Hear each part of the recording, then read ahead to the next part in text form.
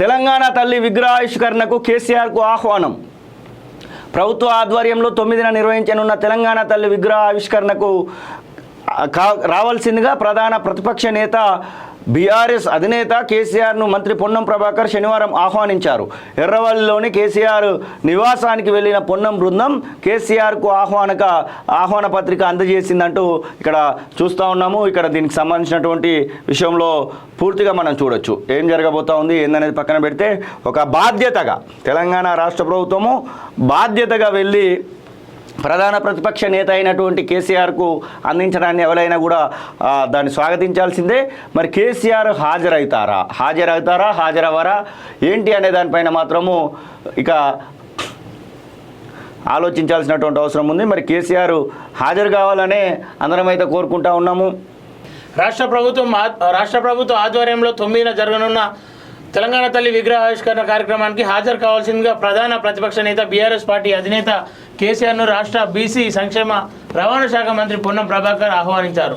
శనివారం ఎర్రవల్లిలోని కేసీఆర్ నివాసానికి వెళ్లిన పొన్నం బృందానికి మాజీ ఎంపీ సంతోష్ కుమార్, మాజీ ఎమ్మెల్యే జీవన్ రెడ్డి, బీఆర్ఎస్ నేతలు వంశీధర్ రావు తదితరులు స్వాగతం పలికారు. తన నివాసానికి వచ్చిన మంత్రి పొన్నం ప్రభాకర్కు కేసీఆర్ ఆతిథ్యం ఇచ్చారు.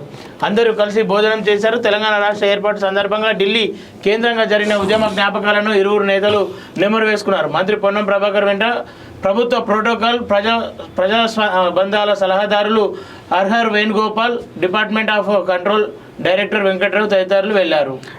రేపు తెలంగాణ తల్లి విగ్రహావిష్కరణ 1,00,000 మంది మహిళలు పాల్గొనేలా ఏర్పాట్లు. ఉన్నతాధికారులతో సిఎస్ శాంతికుమారి సమీక్ష. సచివాలయం ఆవరణలో తెలంగాణ తల్లి విగ్రహావిష్కరణకు ప్రభుత్వం సన్నాహాలు చేస్తున్నది. సోమవారం సాయంత్రం 6:05 సీఎం రేవంత్ రెడ్డి తెలంగాణ తల్లి విగ్రహాన్ని ఆవిష్కరిస్తారని సిఎస్ శాంతికుమారి వెల్లడించారు. ఈ మేరకు శనివారం సచివాలయంలో ఉన్నతాధికారులతో సమీక్ష నిర్వహించారు. 1,00,000 మంది మహిళల సమక్షంలో విగ్రహాన్ని ఆవిష్కరించనున్నట్టు ప్రకటించారు. విజయోత్సవాల్లో భాగంగా నేడు నిర్వహించే ఎయిర్ షో, సంగీత విభావానికి ప్రజలు భారీగా తరలి హాజరయ్యే అవకాశం ఉందని తగిన జాగ్రత్తలు తీసుకోవాలని అధికారులను సూచించారు.